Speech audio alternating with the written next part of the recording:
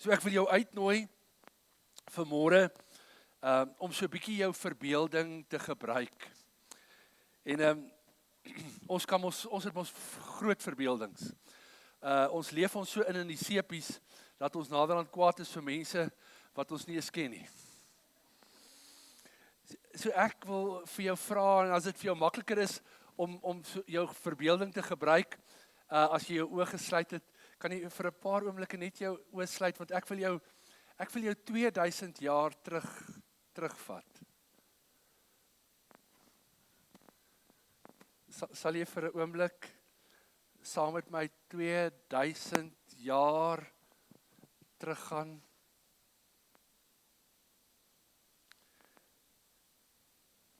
Kan jy vir 'n oomblik jouself indink? Dis donker. Dis klam.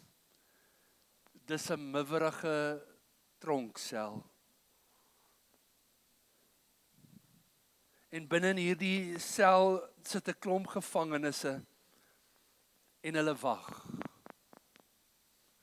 Hulle wag op hulle straf. Dalk is vandag die dag dat die sleutel in die slot sal draai en die deur sal oopgaan. Maar nie van vryheid nie, maar van oordeel. Die doodstraf. Want elkeen tussen hierdie 4 mure verdien dit. In die verte kom die voetstappe al hoe nader. En elkeen in hierdie bedompige donker sel hoop. Hulle hoop dat dit eerder die persoon is wat langs hulle is, wie se naam geroep sal word, wat weggelei sal word om te sterf vir hulle straf, om te sterf aan 'n kruis, om daar te hang, totdat hulle laaste asem sal uitblaas. Maar nog voordat die sleutel in die slot draai, word daar 'n naam uitgeroep. Barabbas. En terwyl die ander sug van verligting en hoop om nog 'n dag te oorleef, word Barabbas deur sy mede-selgenote vorentoe gedruk.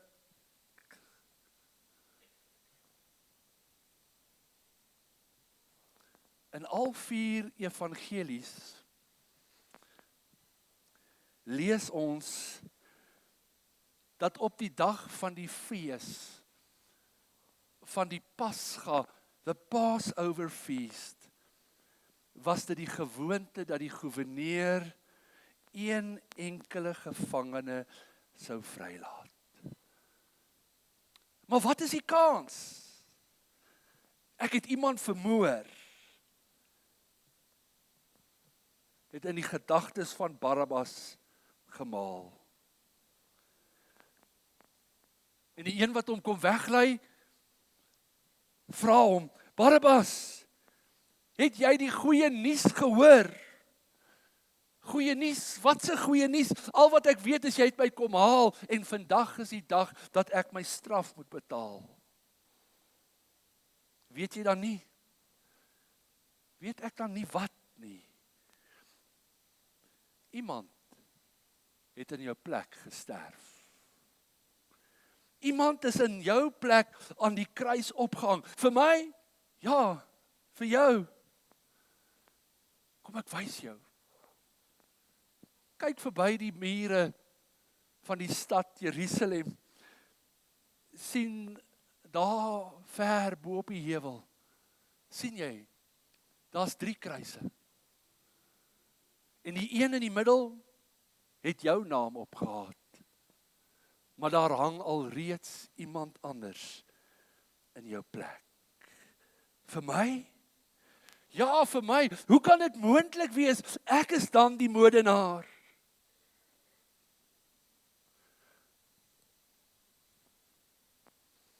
Ek weet nie hoekom daai man dit vir my gedoen het nie. Ek verdien dit nie. Barabbas, daai man se naam is Jesus. Geliefde, net so min soos wat Barabbas verdien het om vry weg te stap, so min verdien ek en jy die genade van God, wat deur Jesus Christus ons sonde en ongeregtigheid kom wegneem het. Maar dit is wat genade is. En nou kan jy maar jou oë oopmaak. Dis wat genade is. Maar nêrens in die Bybel lees ons ooit weer van Barabbas nie. En ek het gewonder, het Barabbas daai dag tot bekering gekom? Was dit 'n omkeerdag in sy lewe, of het Barabbas net weer aangehou en aangegaan met sy lewe van misdaad en sonde? Hoe sal ons ooit weet? Hoe sal ons ooit weet? Maar die vraag is, hoe het genade jou en my lewe verander? Hoe het genade jou en my lewe verander? Geliefdes, hierdie jaar 2025 het ons uitgenooi en nooi ons nog steeds uit na genade. Johannes sê ons het almal ontvang, ja, genade op genade. En dis uit die volheid van Jesus, uit die prys wat hy betaal het aan die kruis, dat ek en jy genade op genade kan ontvang. En vanmôre is dit ons tweede deel, waar ons net weer stil staan by die uitnodigings wat in hierdie jaar na ons toe gekom het, en ons noem dit genade recap.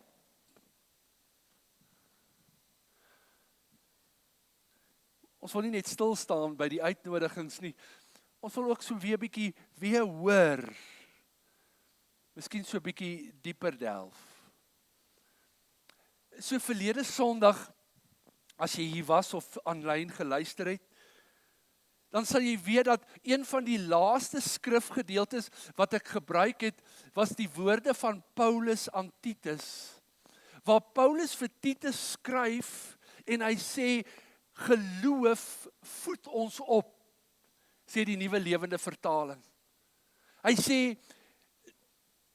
dit voed ons op, om die goddelose leefstyl en die wêreldse begeertes af te lê, en gebalanseerd volgens die wil van God en toegewyd aan hom in die huidige tyd te leef. Nou in die begin van die jaar het ons gepraat oor die 5 aspekte van genade en onder andere oor heiligmakende genade, sanctifying grace, en het ons ook na hierdie skrifgedeeltes of hierdie skrifgedeelte gekyk. Maar kyk bietjie wat sê hy, genade voed ons op. En Paulus sê vir Titus, as jy die gedeelte weer gaan lees, hy sê Paulus praat met Titus en hy sê vir Titus, Titus, jy moet aanhou en die gelowiges moet aanhou om opgevoed te word, om die goddelose leefstyl en wêreldse begeertes af te lê, terwyl ons wag op Jesus se wederkoms.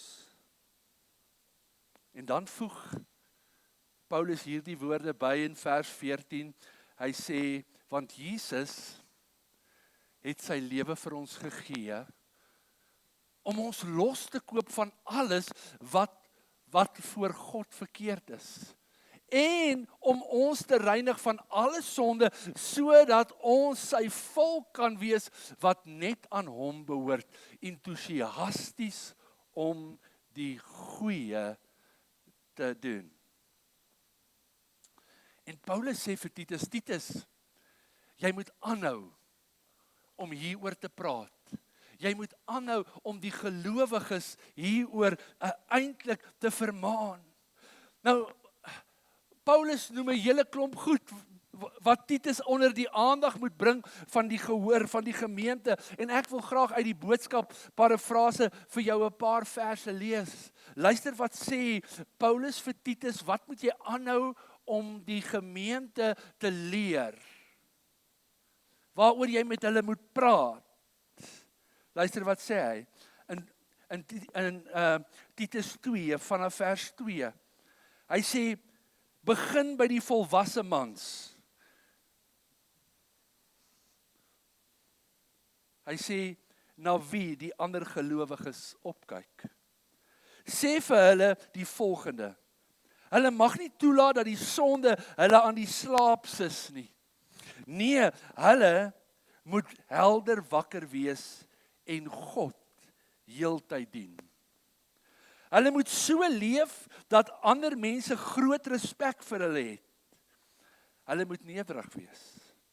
Hulle moet reg in die Here glo, sy liefde uitleef en ook nie kla as hulle swaar kry omdat hulle Christene is nie. Praat dan met die volwasse vroue in die kerk. Sê vir hulle die volgende, hulle lewe moet wys dat hulle die Here ken. Hulle mag niks leliks van ander sê nie, hulle mag ook nie te veel drink nie.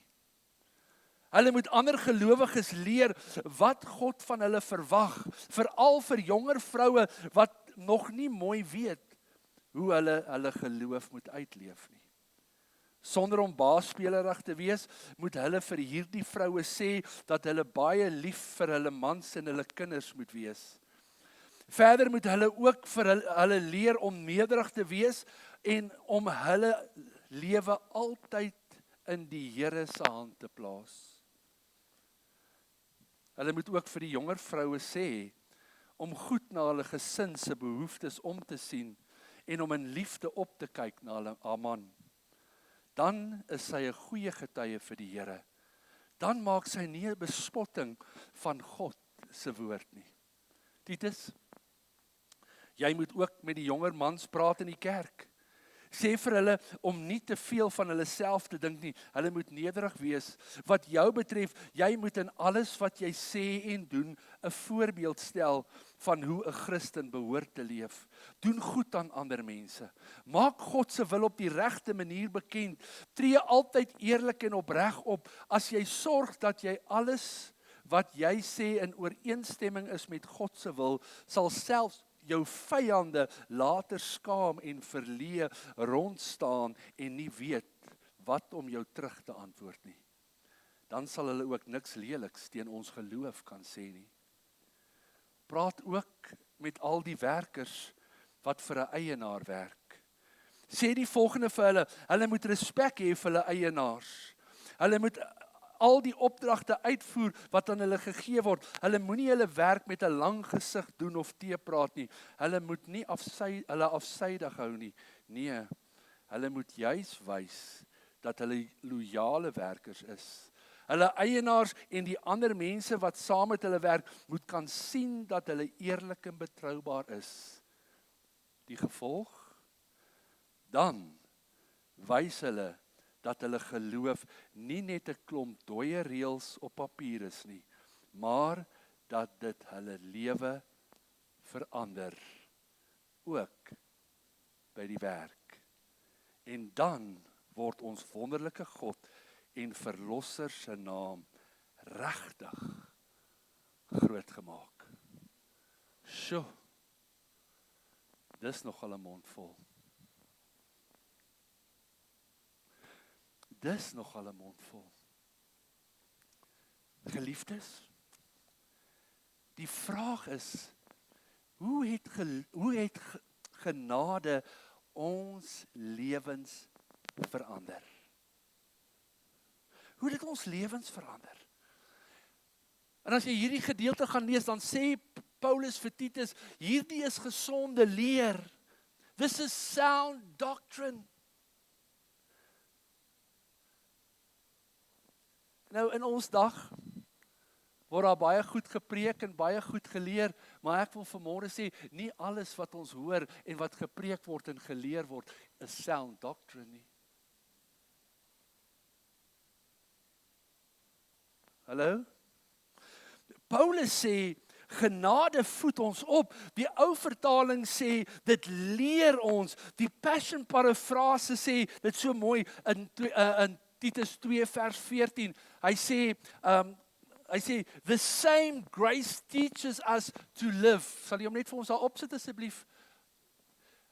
The same grace. Wat is same grace? Die grace wat ons gered het. The same grace teaches us to live each day as we turn our backs on ungodliness and indulgent lifestyles, and it equips us to live self-controlled, upright, godly lives in this present age. Sure.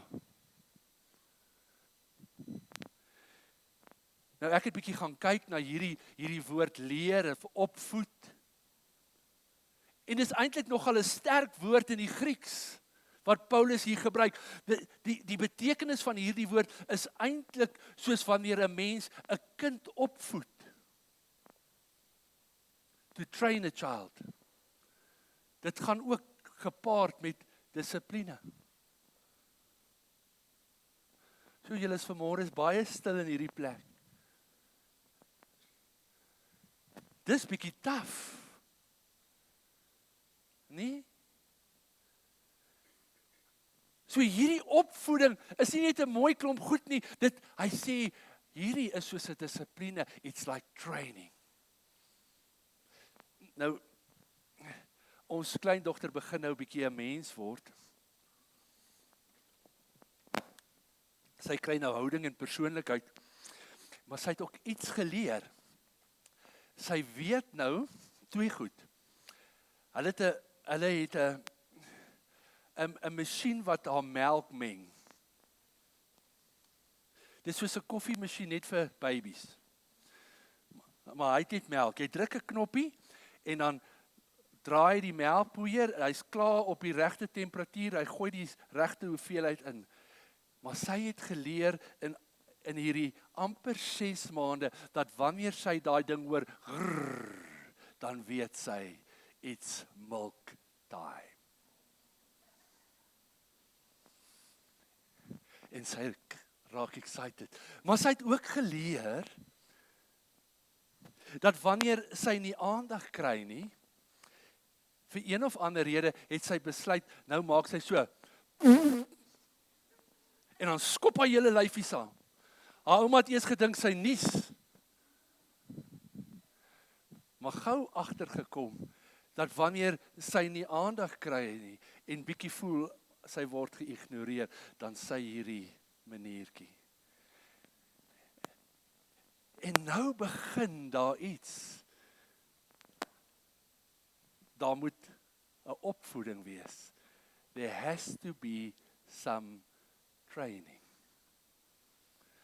Hoor wat sê Paulus aan Titus. Hy sê, Titus, genade voed ons op. Genade voed ons op. Nou geliefdes, hierdie hele jaar praat ons oor genade, verskillende fasette van genade, wat genade vir ons kom doen het, wat genade deur ons wil doen, hoe genade ons wil verander. Maar ek weet nie van jou nie, ek het agtergekom, ek sukkel. Ek sukkel. Want as ek my week kan kry, dan dink ek, ja, ek leef uit genade, maar die genade leef ook deur my. En dan kry ek dit so bietjie reg om genadig te wees, en môre is ek weer. Het jy dit agtergekom, of is dit net ek?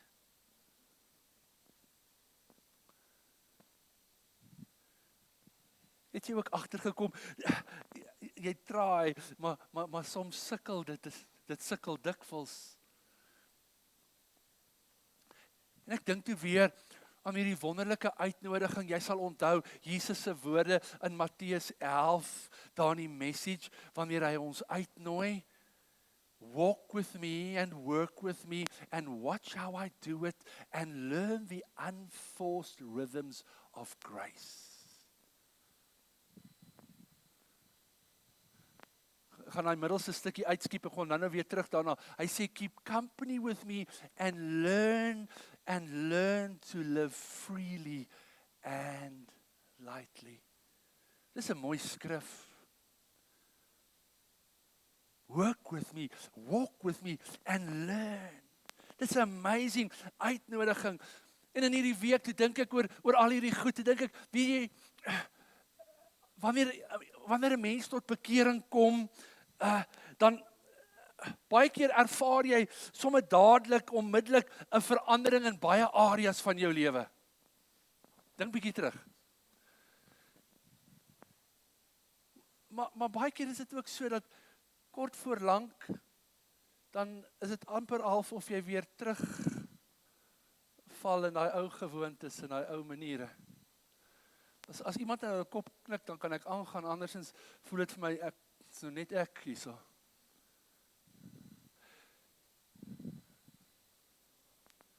Dankie vir daai amen.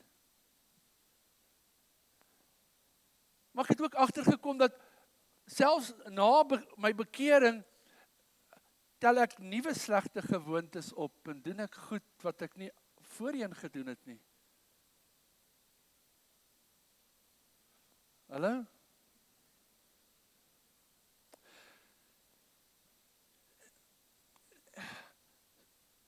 So vanmôre is 'n bietjie 'n moeilike oggend weer. Hoekom is dit dat ons so maklik terugval in ons ou gewoontes, ons ou maniere, ons ou sonde? Hoekom tel ons nuwe goed op langs die pad? Is dit dalk omdat ons onkundig is? Of moedwillig?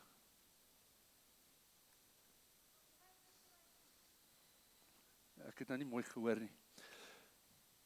Of is dit omdat ons iets nie verstaan van hierdie genade van God waartoe ons uitgenooi word nie? Ek wil hê jy moet vanmôre diep dink oor jou eie lewe. Want Paulus sê vir Titus, hy sê praat oor hierdie goed. Praat met die volwasse mans. Praat met die jonger mans, praat met die vrouens, praat met die jong, praat met hulle wat werk vir baase. Hulle moet net 'n stukkie daar gesit, die wat baase is, wat ek dink it cuts both ways. Want genade voed ons op. Genade voed ons op. Hoekom is dit so dat ons baie keer terugsak, terugval, ou gewoontes, ou gebruike, ou sondes.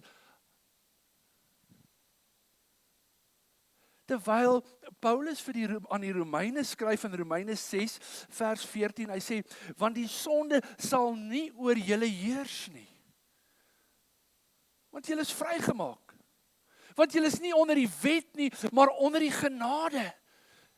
Hy sê, die sonde moenie meer oor jou heers nie. Die Passion sê dit vir my so mooi. Sin will not conquer you, for God already has. As dit dan so is, verstaan ons iets nie. Het ons nog nie iets gesnap nie. En ek vertrou by die einde van vanmôre sal ek en jy weer net iets snap van hierdie groot genade waartoe ons uitgenooi word. Hy sê, you are not governed by law, but governed by the reign of the grace of God.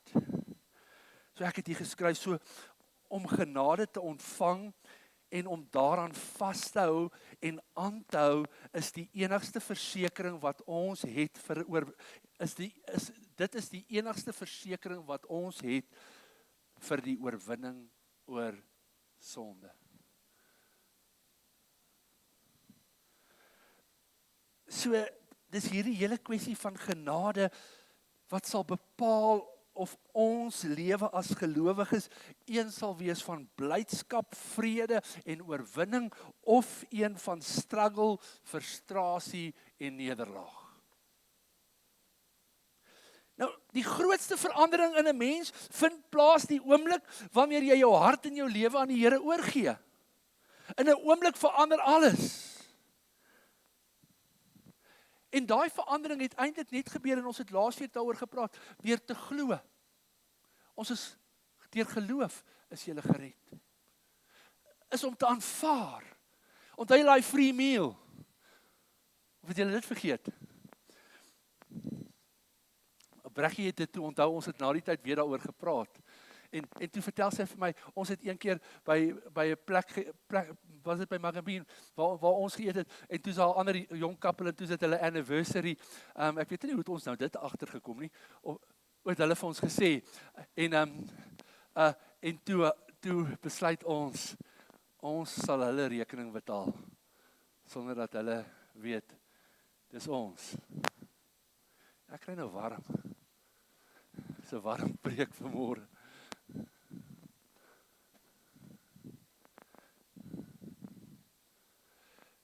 Geliefdes, wanneer ons tot bekering kom, dan verander alles. In 'n oomblik, en dis deur te glo. Maar nou is dit so, dat ons glo, ons aanvaar dit word ons eie. Maar dan waarsku Paulus ons, wanneer hy aan die Galasiërs skryf, hy sê, hoe kan julle dan so dwaas wees? Wil julle dit wat die Gees in julle begin het, nou uit eie krag probeer klaarmaak? Want ons het initieel geglo en aanvaar, en dit het verandering in ons lewens gebring, maar dan is dit so half as ons op 'n plek kom, waar ons nou dink, ons moet nou iets doen. Ek sê nie ons moet niks doen nie. Praat nou hier van ons redding. So met ander woorde, toe ons tot bekering gekom het, het die Gees van God die werk in ons kom doen. Hy het ons kom oortuig van sonde en ongeregtigheid. So kan ons nou vir 'n oomblik dink, dat nou dat ons gered is, kan ons deur ons eie krag of ons eie vermoë iets byvoeg? Nee, dit kan nie. Toe jy na Jesus toe gekom het, het jy geglo, en wat gebeur? Jesegiel sê, ons kry 'n nuwe hart en 'n nuwe gees. Jesegiel 36 vers 26.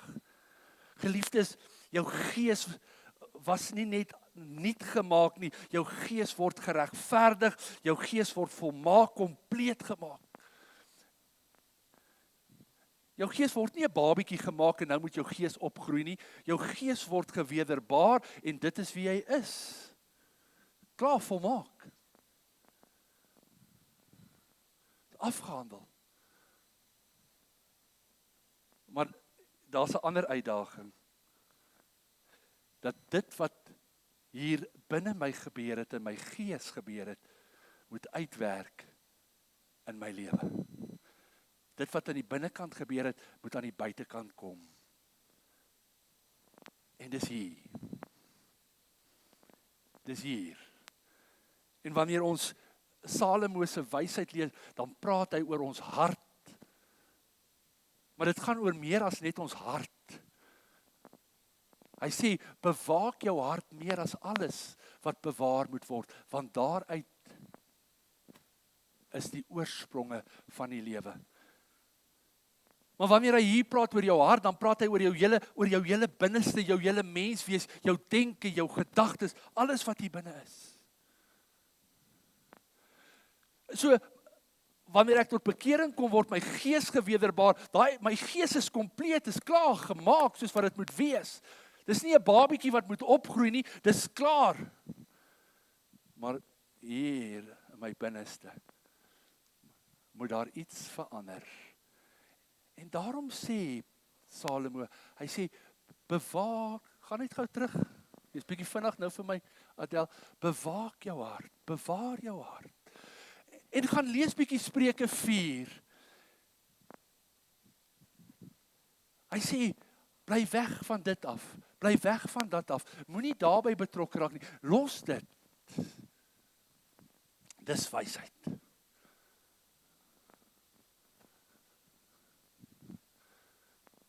Hoor jy vanmôre iets wat God se Gees in ons binneste wil doen? Hy sê daar's goed wat ons moet vermy. So by wedergeboorte word nie net ons gees nuut gemaak nie, maar ook ons hart word nuut gemaak. Maar ek en jy het nodig om ons hart te bewaar. Ons het nodig om ons hart te bewaak, want ons hart moet ook verander.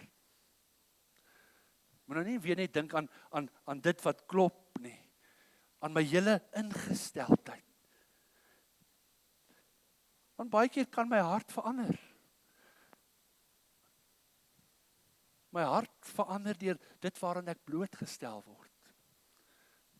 Die goed wat ek begin dink, die goed waarvoor ek myself oopstel. En daai Spreuke 23 vers 7 in die Engels King James sê, hy sê, and as a man thinketh in his heart, so he is. En baie keer gebruik ons hierdie skrifgedeelte uit 'n positiewe lig uit. So, jy weet, as jy dink goeie goed, jy weet, dan maar hy waarsku ons eintlik hier.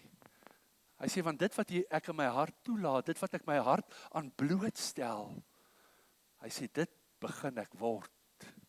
Dit begin my verander. Nou sê Ledge, jy praat nou oor genade verander ons.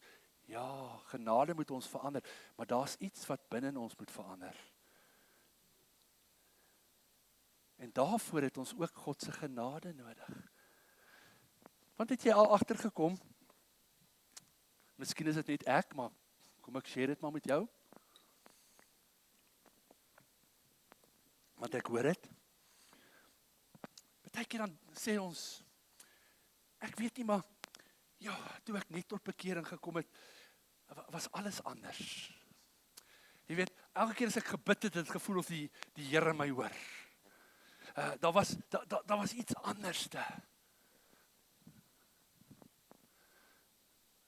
Ek het 'n blydskap gehad, ek het 'n opgewondenheid gehad. Die lewe was 'n lied. Maar dan word die lewe nie meer 'n lied nie. Soms is dit swaar en soms voel ons bid, maar daar's nie antwoorde nie. Ons verloor ons vreugde en ons verlossing. Ons verloor oorwinning oor sonde. Ons verloor 'n klomp goed wat ons ontvang het by ons wedergeboorte. Waar lê die fout? In ons hart. Ons harte het verander. Ons harte het verander. En weet jy wat doen ons dan? Dan probeer ons op allerlei maniere dit regmaak. Dan probeer ons harder bid. Ek sê nie ons moet nie hard bid nie. Ons probeer meer Bybel lees. Ons traai en ons traai en ons traai. Straai beter mens wees.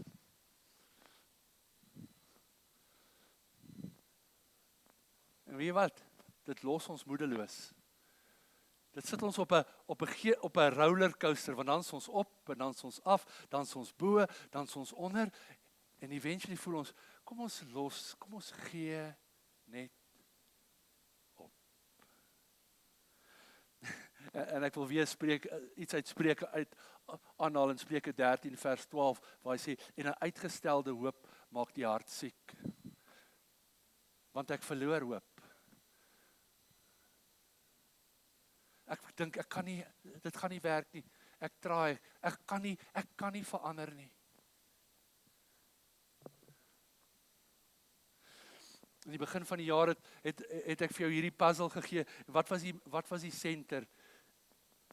die hart.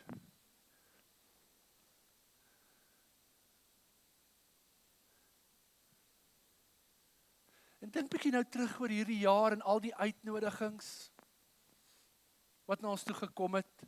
Party van dit het ons excited gemaak, want joh, en dit is so, die Here het alles vir ons kom doen.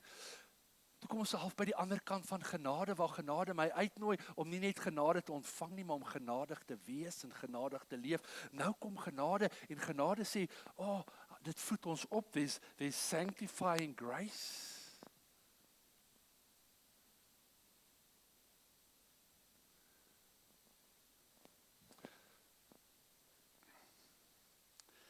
Die Passion van hierdie gedeelte is baie mooi. Hy sê, the delay can be depressing. The delay can be depressing. Dit bring my op 'n plek van moedeloosheid. Gaan dit dan ooit verander?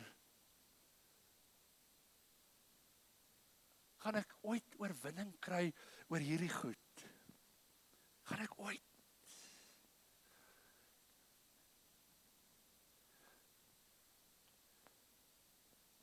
En is Jesus in Matteus 11 vers 28.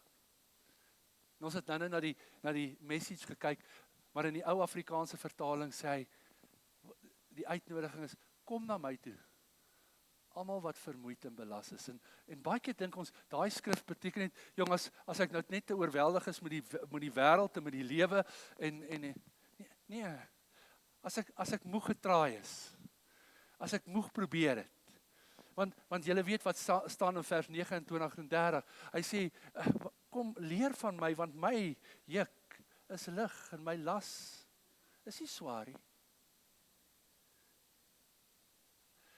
Come learn the unforced rhythms of grace. Come walk with me. Come work with me. Come learn. Wat 'n uitnodiging. Kom. Nou sê, Jogmaletje, ek het al hoeveel keer gekom. Ek het al hoeveel keer getraai. Jesus sê, kom leer van my. Kom leer van my. Jy gaan dit nie in jouself regkry nie. Jy gaan nie die oorwinning kry nie, jy gaan weer misluk. En weet jy wat word ons dan? Ons word dan krities, ons word dan wetties, ons word dan religious, ons word al hierdie goed. Want ons probeer dit besluier en toemaak.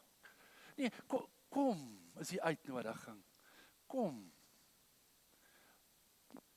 En dit dink ek, en ek wil hiermee klaar maak, ons is nog nie klaar na so 'n paar verse, aan toe God die volk uit Egipte uitgelei het. Hulle bly in die woestyn dwaal, want Egipte was nog in hulle hart.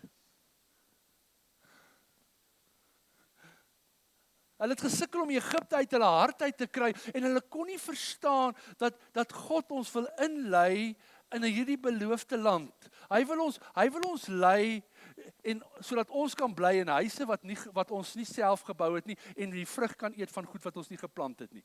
Jo, is dit nie lekker nie?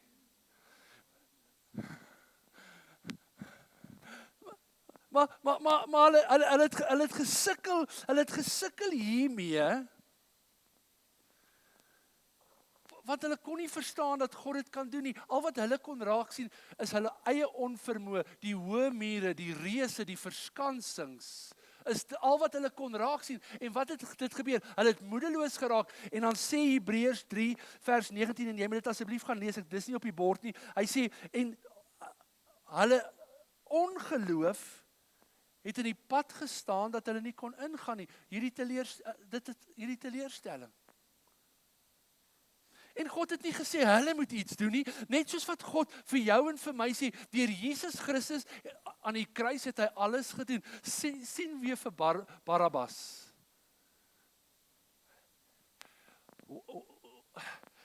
Why was he picked? As jy die skrif gelees, dan gaan jy sien, hulle was 'n hele klompie ouens wat deel was van 'n opstand.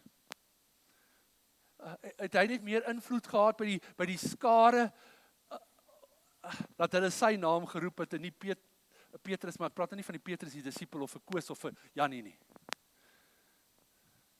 Geliefdes, die blote feit dat ek en jy vanmôre hier sit, is genade. Die blote feit dat ek en jy vanmôre hier sit, is die feit dat God weet, ek en jy kan nie in ons eie krag, ons eie vermoë, ons kan nie ons lewe beter maak nie. Ons kan nie oorwinning kry oor 'n klomp goed nie.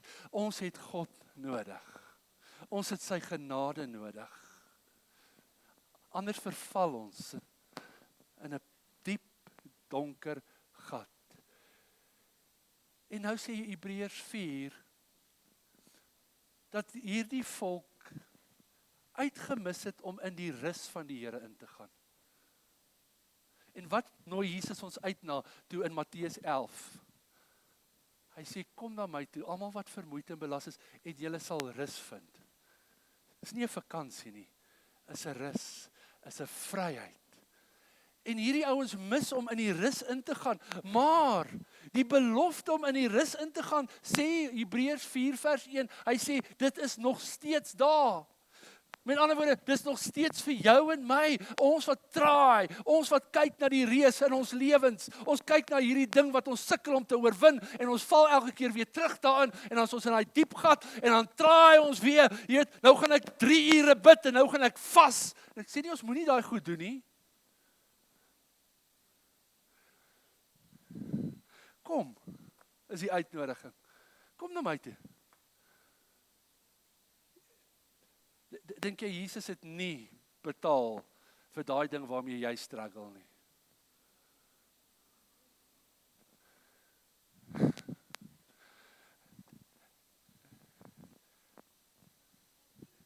Hy het hier betaal.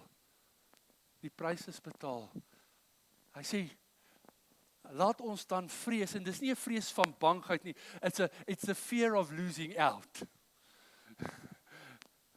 Let us fear losing out on going into this promise of his rest. En dis waartoe genade ons uitnooi. Dis nie let maar hoekom jy nou na 'n lang lys geloop van al daai goed, die groot mans moet, jy sê, nou is ek al amper ook 'n groot man, jy weet. Can you believe it? Toe ek hy skrif lees nog as jy amper 60 is, jy seker nou by die groot mans.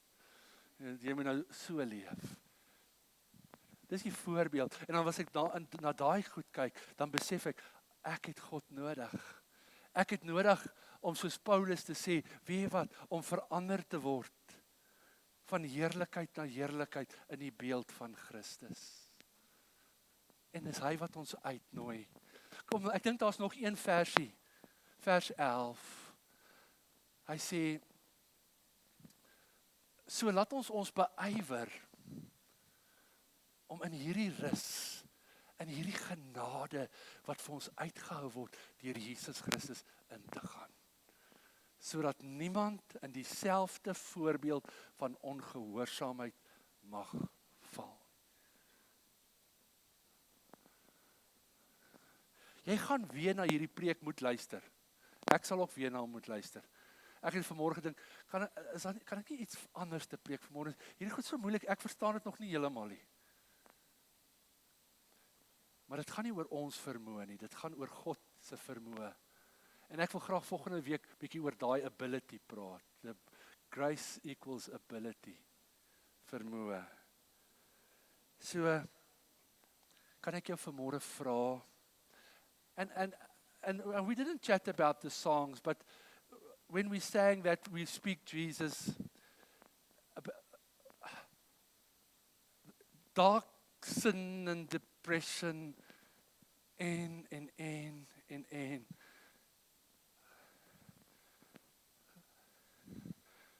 Die goed waaroor ons nie praat in die kerkie, waarmee ons struggle, waarmee ons maandag en dinsdag struggle, waarmee ons struggle by die werk en by my huis en in my verhoudings.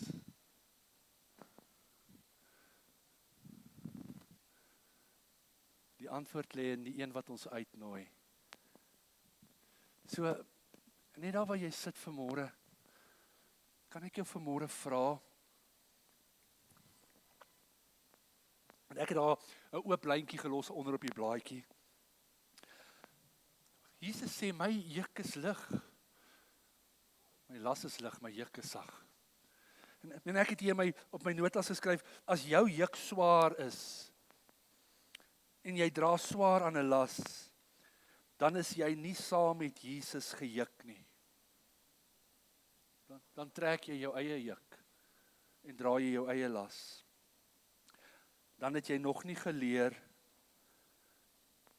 dan het jy nog nie van hom geleer nie. Dan ken jy hom nie. En ek sê nie, ons het nie tot bekering gekom nie. Ek praat van daai intieme ken van, kom na my toe. En jy probeer nog in jou eie vermoë en in jou eie krag. En ek weet nie van jou nie, maar ek sien nie meer kans vir my eie vermoë en my eie krag nie. So kan ek jou vra vanmôre, wat is daai juk? Wat is daai las wat druk? Daai ding waarmee jy sukkel. Daai ding wat jy mee sukkel om oorwinning oor te kry. Daai gewoonte, daai sonde, daai ding wat jou moedeloos maak, wat jou aftrek, wat jy traai in jou eie krag om te probeer oorwin. Jesus sê, kom leer by my. Come learn the unforced rhythms of grace. Dit is nie 'n mooi uitnodiging vanmôre nie. Net daar waar jy sit vir 'n oomblik.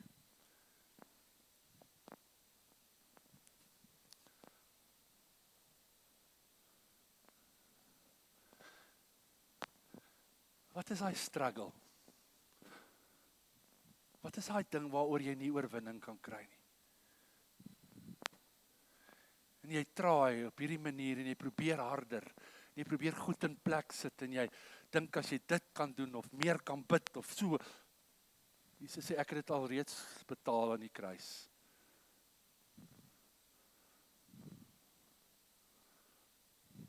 Ek nooi jou uit om te kom. Jy wat moeg en oorlaai is, kom. Ek wil jou rus gee. Ek nooi jou uit om in hierdie rus van my in te gaan. Ek het dit reeds oorwin. Wil jy nie vanmôre net weer vir 'n oomblik 2000 jaar na toe teruggaan en weer daai kruis in die middel op die heuwel sien nie? Wil jy nie vanmôre die een sien wat daarop hang? Sy naam is Jesus. Hy hang nie meer daar nie, dank die Here. Maar sien hom hang daar en sien vanmôre daai struggle van jou, daai ding, daai issue. Sien dit vanmôre. Daai rekening, daai skuldbrief, daai warrant of arrest. Sien dit vanmôre. En sien vanmôre hoe dat die bloed van Jesus Christus daarop drup. En dit soos 'n papier waarop met ink geskryf is wat in die water lê, daai ink raak so weg. It dissolves. En dank die Here dat hy vir jou die oorwinning gee. And speak the name of Jesus oor dit nou.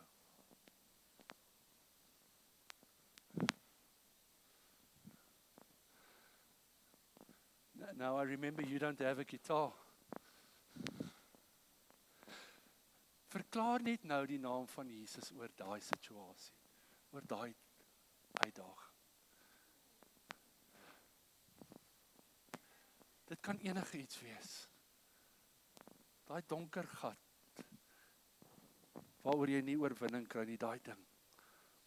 Verklaar vanmôre die naam van Jesus. Sien vanmôre die oorwinning.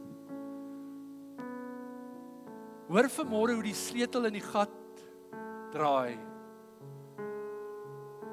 En dis nie die naam van Barabbas wat geroep word nie. Dis jou naam. Die prys is betaal. Genade nooi jou uit. Ek is vanmôre dankbaar. Wil jy saam met my opstaan vanmôre? Net vir 'n oomblik jou hande uitsteek en vanmôre jou dankbaarheid verklaar.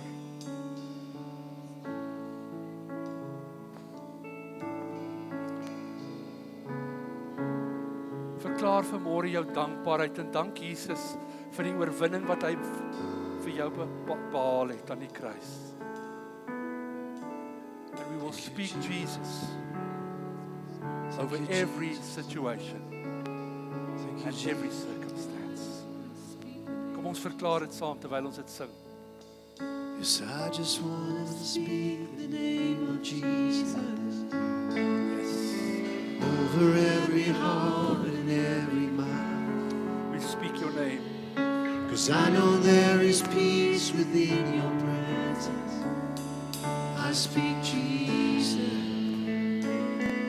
I just want to speak your name.